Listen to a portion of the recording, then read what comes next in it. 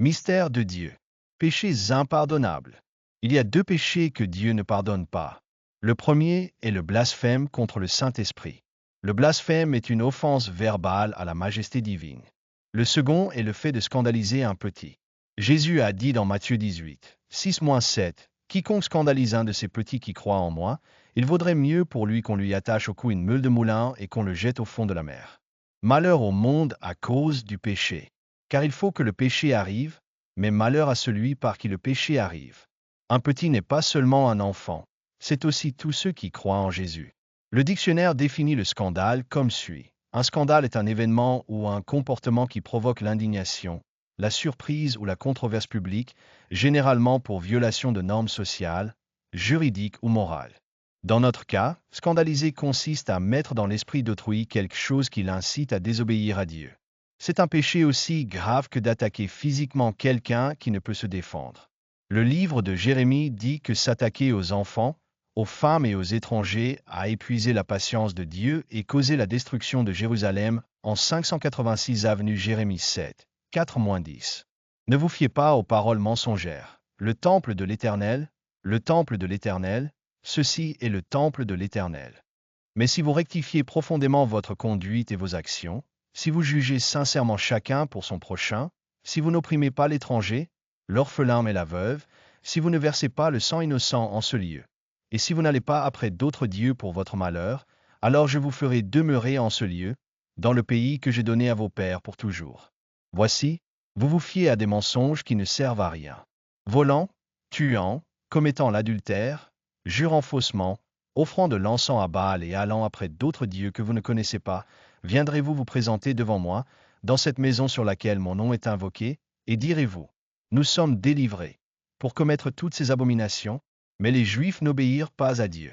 Jérémie 19, 3-6. C'est pourquoi vous direz, écoutez la parole de l'Éternel, roi de Juda et habitant de Jérusalem. Ainsi parle l'Éternel des armées, le Dieu d'Israël.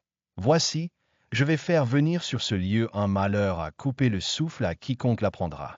Parce qu'ils m'ont abandonné, parce qu'ils ont délaissé ce lieu et y ont offert de l'encens à d'autres dieux, que ni eux, ni leurs pères, ni les rois de Juda, ne connaissaient. Ils ont rempli ce lieu du sang des innocents. Ils ont bâti des hauts lieux à Baal, pour brûler leurs fils au feu en holocauste à Baal. Je ne leur ai rien ordonné, je ne leur ai rien dit, et cela ne m'est pas venu à l'esprit. C'est pourquoi voici, les jours viennent, dit l'Éternel, où ce lieu ne s'appellera plus Tophet, ni vallée de Béninon, mais vallée du carnage. Dieu fut irrité de voir les Israélites, qui connaissaient Dieu et ses lois, adopter la coutume de leurs voisins païens consistant à brûler vifs leurs propres enfants devant des idoles. Ce ne fut pas la seule fois que cela se produisit. Le peuple du pays de Canaan, où Abraham était arrivé, pratiquait également ces rites. 400 ans plus tard, lorsque les Hébreux revinrent d'Égypte, Dieu leur ordonna de détruire les peuples de la région et leur dit qu'il leur donnait ce pays, non pas parce que les Hébreux étaient bons, mais parce que ceux qui y vivaient étaient pires qu'eux. Dieu détruisit Sodome et Gomorrhe à cause de leurs coutumes abominables. Un phénomène similaire s'est produit en Amérique. Nous sommes habitués à entendre que les méchants Espagnols ont détruit les bons Indiens. Archéologues et historiens, s'appuyant sur des preuves matérielles et des récits de l'époque, nous apprennent que les peuples autochtones d'Amérique, comme les Caraïbes, étaient cannibales, que les Aztèques, les Mayas et les Nôtres offraient des sacrifices humains à leurs abominables idoles, utilisant comme victimes les peuples qu'ils avaient conquis au cours des guerres hommes, femmes et surtout enfants. Nombre d'entre eux étaient arrachés au ventre de leur mère pour être brûlés. Cela paraît horrifiant. Même dans mon pays, le Costa Rica, de tels sacrifices étaient pratiqués. C'est ce que les Espagnols ont découvert à leur arrivée en Amérique, mais ils n'ont pas tué les autochtones pour autant.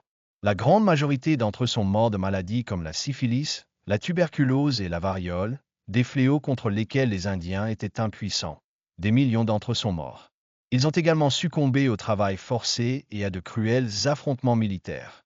Au fil du temps, les Espagnols se sont mêlés aux aborigènes, et ces derniers ont découvert le christianisme, abandonnant leurs idoles et leurs pratiques cruelles.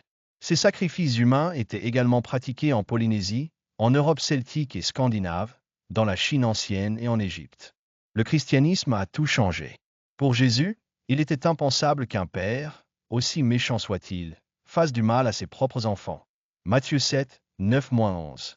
Quel est parmi vous celui qui, si son fils lui demande du pain, lui donnera une pierre? Ou, s'il lui demande un poisson, lui donnera un serpent? Si donc, méchant comme vous l'êtes, vous savez donner de bonnes choses à vos enfants, à combien plus forte raison votre Père qui est aux cieux donnera-t-il de bonnes choses à ceux qui les lui demandent? Lorsque Jésus parle de scandaliser un enfant, il évoque quelque chose de pire que la mort physique. Planter dans le cœur d'un être humain une pensée qui le pousse à douter de Dieu ou à pécher est si grave que celui qui agit ainsi, mieux vaudrait qu'on lui attache une meule de moulin et qu'on le jette au fond de la mer. La raison en est qu'il le prive non seulement de sa vie ici-bas, mais aussi de son éternité avec Dieu, car il l'incite à se rebeller contre l'autorité divine. Il est possible que, dans une certaine mesure, sans nous en rendre compte, nous ayons déjà fait cela. Par exemple, lorsqu'un groupe de femmes pieuses discute des détails de leur vie intime devant leurs enfants, ou lorsqu'elles passent du temps à regarder des feuilletons ou des films scandaleux devant de jeunes enfants. Bien sûr, si nous les emmenons au cinéma ou les laissons regarder des séries violentes ou obscènes, nous contribuons à les scandaliser. De nombreux hommes ont été incités à l'homosexualité par des pédophiles. Mais ce n'est pas seulement dans le domaine de la sexualité que les âmes sombrent dans l'enfer. La violence des jeux électroniques ou notre comportement colérique ou violent sont des exemples que leur cerveau considère comme normaux. Aujourd'hui, des millions d'enfants avortés sont sacrifiés au dieu du sexe. Dieu a permis et béni la reproduction humaine au sein du foyer, entre un homme et une femme, point final. Nous devons réfléchir à ce que nous mettons dans l'esprit des enfants et des adultes. Ce que nous semons, nous le récolterons. Si nous leur apprenons à être égoïstes, à se laisser guider par leurs propres instincts et caprices ou ceux des autres, nous aurons des êtres humains incapables de supporter la frustration, inconstants, manipulables et psychologiquement faibles. Si nous ne leur apprenons pas dès le berceau à aimer Dieu qui nous aime, nous les verrons grandir sans armure contre le mal. Le roi Salomon, dans ses proverbes, insistait pour que son fils soit sage, recherche la sagesse et soit diligent en toutes circonstances. Il le dit à plusieurs reprises, la sagesse, c'est la crainte de l'Éternel, et s'éloigner du mal, c'est l'intelligence. Enseignez-vous cela à vos enfants? Vous l'enseignez à l'église ou à l'école? Ma mère a vécu une expérience plutôt désagréable. Elle était très jeune, fraîchement diplômée d'institutrice et responsable d'une classe de CP. Un garçon de 7 ans s'est présenté devant elle et lui a crié « Lasse mes chaussures ». Imperturbable, elle a répondu « Toi, fais tes lacets ». Le garçon avait une mère, esclave, qui cédait aux exigences violentes de son fils et y obéissait. Conséquence, l'enfant était violent, enragé et frustré par le moindre échec, et bien sûr, il ne savait pas lasser ses chaussures. Il existe une autre façon subtile de choquer les enfants et les adultes, 2 péchés pour le prix d'un. Lorsqu'on vous fait une injustice, non seulement dans la famille, mais aussi dans le quartier, à l'école ou au travail, les émotions sont mêlées. Peur, surprise, frustration, colère, haine, parfois même soif de vengeance. On vous a fait une injustice, on vous a instillé la peur et le ressentiment, et pire encore, on vous a fait croire que vous avez le droit de riposter. Quand Dieu a dit œil pour œil, l'idée était qu'il n'y aurait pas d'agression initiale, mais que si l'on punissait l'agresseur, ce ne serait rien de plus que la blessure infligée. Il ne s'agissait pas de savoir si une dent était arrachée, on la frapperait à mort ou si on lui arracherait toutes ses dents. Mais même sans recourir à la vengeance, les dommages que l'injustice crée dans l'esprit et l'âme de la victime ruinent sa vie, et même sa vie éternelle. La libération de cette colère passe par le pardon, et nous devons comprendre que le pardon profite à celui qui doit pardonner.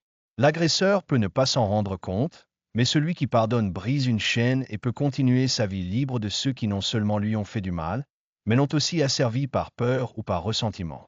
Ce n'est pas facile, ce n'est humainement pas possible.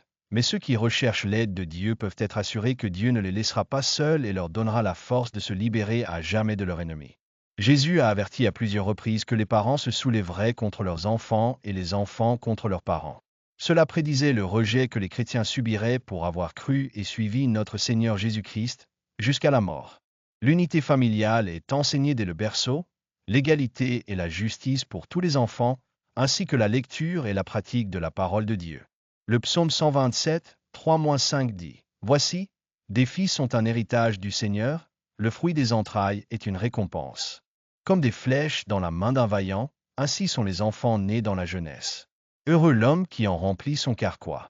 Il n'aura pas honte lorsqu'il parlera avec ses ennemis à la porte. » Mais cela exige des efforts et de la patience, de la prière, de l'amour et de la foi, tant de la part des parents envers leurs enfants que des enfants envers leurs parents.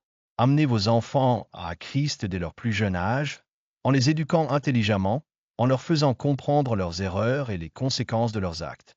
Par des paroles bienveillantes et l'exemple, apprenez-leur à bien agir.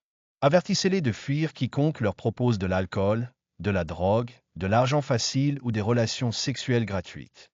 Accompagnez-les à l'église et priez en famille, en lisant ne serait-ce qu'un court passage de la parole de Dieu le matin et avant de se coucher. Un jour, ils prendront leur vie en main et devront porter dans leur esprit et leur cœur tout ce dont ils ont besoin pour obtenir l'approbation de Dieu. Ne permettez pas qu'ils soient volés à Dieu notre Père. Permettre ou favoriser cela est un péché impardonnable. Si vous avez apprécié notre vidéo, vous nous seriez très utile en l'aimant, en vous abonnant à la chaîne et en activant la cloche. Cette chaîne n'est pas monétisable, mais nous avons besoin de votre soutien pour continuer à créer des vidéos.